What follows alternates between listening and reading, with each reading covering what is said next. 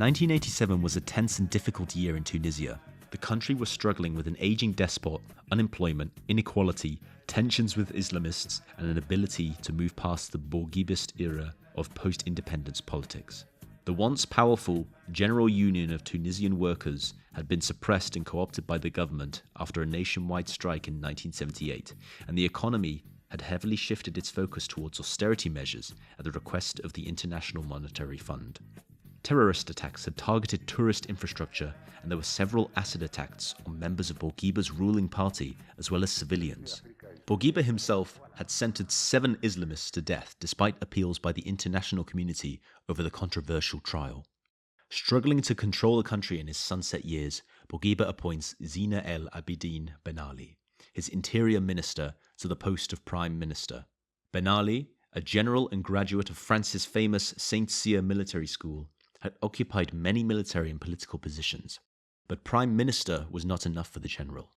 As L.B. Ware writes, on the night of November 6th, Ben Ali moved quickly to assemble a panel of medical experts who testified that Bourguiba's physical and mental health had deteriorated to the point that he could no longer meet the obligations of his office. Through this medical coup d'etat, Ben Ali was propelled to the position of temporary president, as the ailing and aging Bourguiba was silently retired out of the halls of power. Famously, no blood was spilled, no shots rang out. A total strategic victory for Ben Ali. The very next day, in his first speech as president, Ben Ali reassured the country that Bourguiba's reign had to end, that a new dawn had come and he was to be that illuminating sun. Dr. Anne Wolfe writes that his notions of democracy, change, and pluralism were really cast as a, quote, means of reinvigorating a hegemonic party that had weakened in previous decades. Bourguiba's PSD party had lost some of its luster and power, and Ben Ali seemed to promise party members a return to the front stage by organizing rallies that seemed to be grassroots-led and propping Ben Ali as a longtime PSD party activist and hero. The new president succeeded in legitimizing his takeover. The fact that opposition parties were allowed to run in elections greatly supported Ben Ali's image as the personal harbinger of democracy.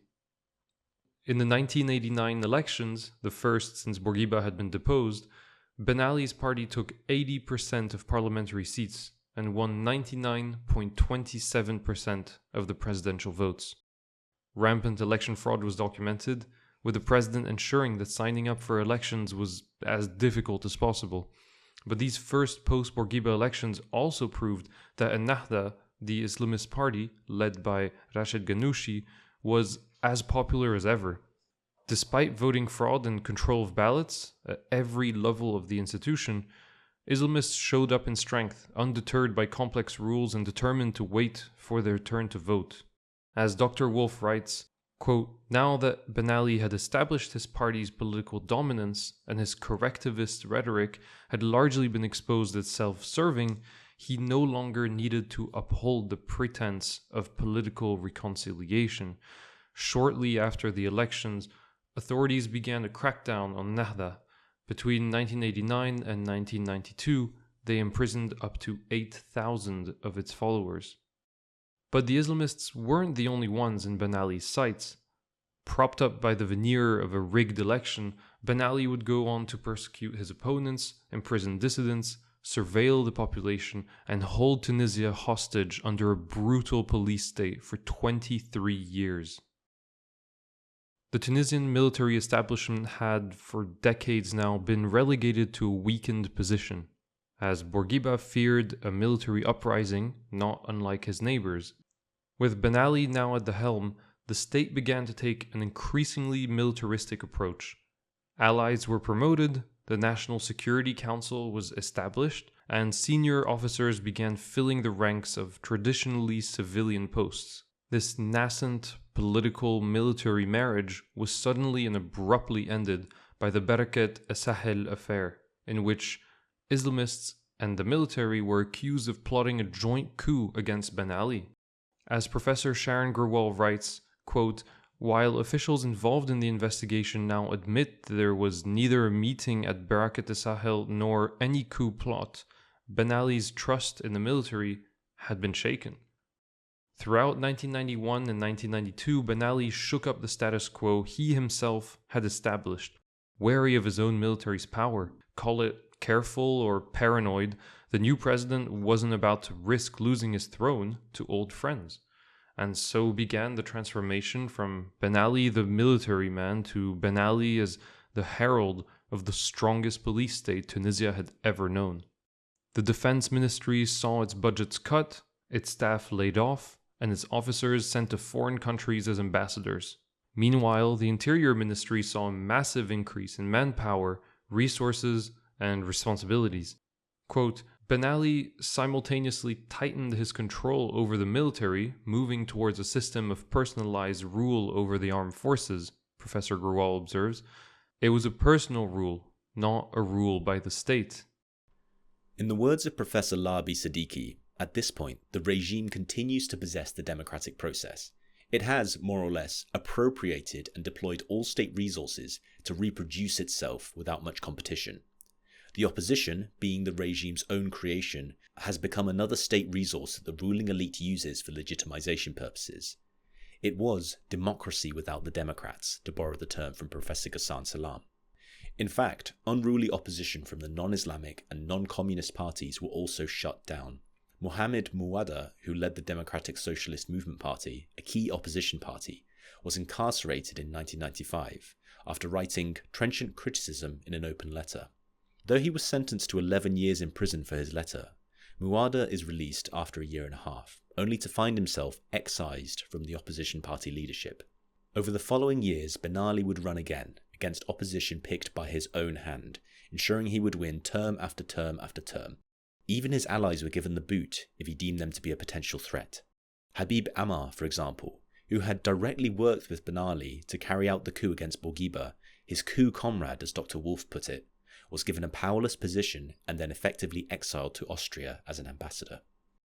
As state-sponsored news produced evidence of support for Ben Ali en masse across the Arab world and beyond, less favourable coverage faced great difficulties. Secret intelligence services worked to disseminate news favourable to Ben Ali and silence critical journalists in Tunisia, as well as to foreign countries and diplomatic circles.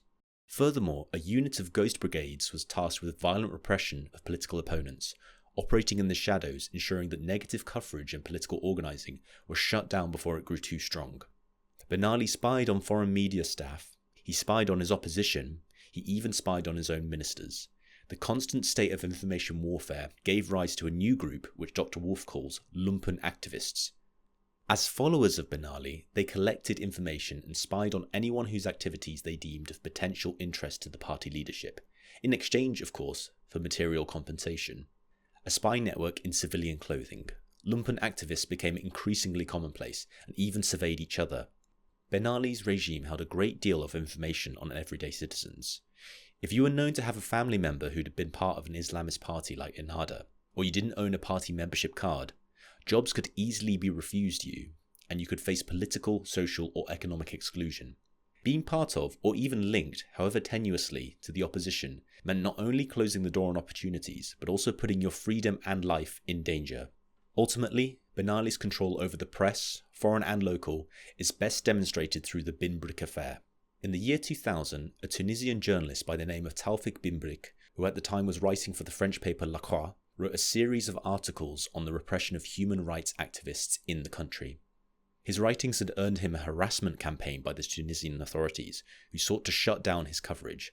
Things took a turn for the worse when Bin Brik wrote a review of Our Friend Ben Ali, a scathing book by two French journalists exposing the common practices of corruption, torture, the silencing of the media, the emasculation of civil society, singular rule, and the revision of history under Ben Ali. As you can imagine, the secret police did not take kindly to this development. Bin Brik saw his passport confiscated, his home phone line cut off, and surveillance teams openly investigating the matter. Bin Brik's life became difficult under such circumstances, but the straw that broke the camel's back was the arrest of his younger brother outside their family home.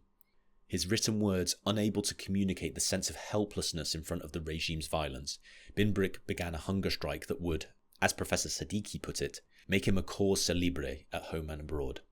His meteoric rise to the front page news forced Ben Ali's hand, causing authorities to cede to every demand and drop all charges, eventually releasing his brother as well. Bin Brik's affair shattered the silence imposed on Tunisia by Ben Ali, writes Professor Siddiqui. Most media outlets had been turned into junk mail boxes, recruited to circulate state propaganda against Islamists or inventing Ben Aliism. Tunisian civil society, which had previously been eviscerated and co-opted by Ben Ali, joined forces against a common enemy.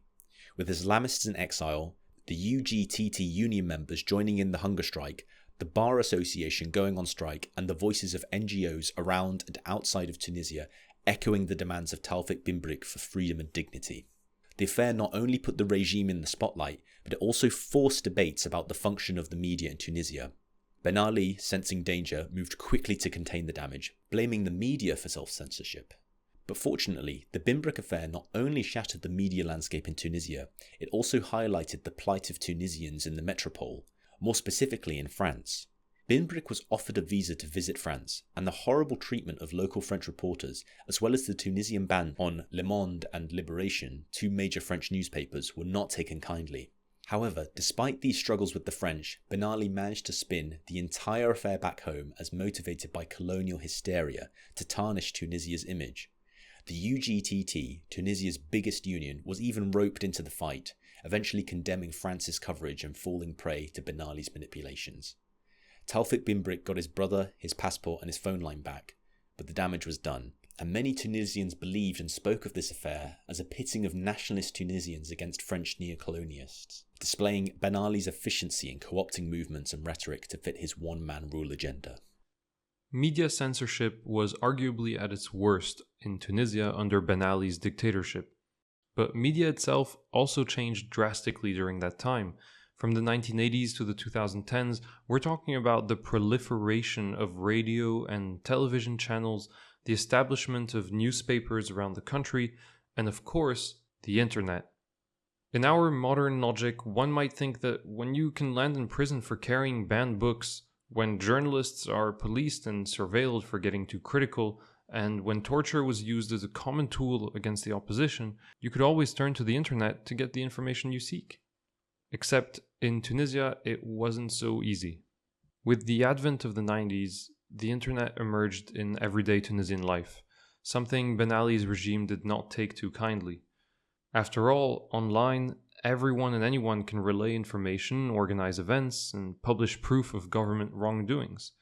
With the internet, each and every citizen becomes a potential journalist, anonymously providing ammunition to your opposition. Or at least that's what the internet could be. The Tunisian internet was a little bit different. As Rim Benarous writes, quote, all internet service providers, or ISPs, were obliged to route their internet traffic via the Tunisian Internet Agency, also called ATI. This means that any and all data created online in the country, whether this was emails, forum posts, website visits, or even confidential information, everything went through the cables and data centers of the ATI. And who controlled the ATI? You guessed it, Ben Ali. Though through the ATI and a specialized cyber police, Ben Ali was able to censor NGO websites, critical voices, and even YouTube. Attempting to reach such restricted content left you staring at the same screen over and over again. Error 404. Once again, Benarous writes, quote, despite the emergence and the rapid spread of the internet in the world, Tunisia stayed hermetic, and Tunisians were still reduced to a stony, deafening silence. What started as a research network and a social media tool became a fishing net, cast wide to catch all sorts of political opponents. But Ben Ali and his government could not do this alone, so throughout the 90s and 2000s, they enlisted the help of Europeans and American tech companies like Secure Computing, now owned by Intel, to develop online censorship tools. Officials quite literally went shopping at IT World Trade shows for these repressive programs, and though some vendors refused, others agreed to do the dirty work for a price. For Professor Benjamin Stora, quote, the Tunisian paradox lay in the contradiction, unsustainable in the long term, between a high level of education and an authoritarian state treating its citizens as illiterate.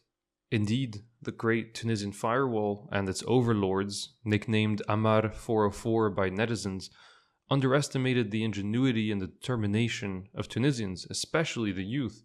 Ordinary citizens became experts in bypassing firewalls, avoiding detection, and maintaining a web of proxy servers to use the internet how it was intended, freely. Tunisians broke out of their paternalist, authoritarian cage, using their own wits in a constant, dangerous game of cat and mouse. As Ben Ali's cyber police improved its surveillance apparatus with software from Europe, ordinary Tunisians found holes in the wall and drew maps for others to follow in their footsteps.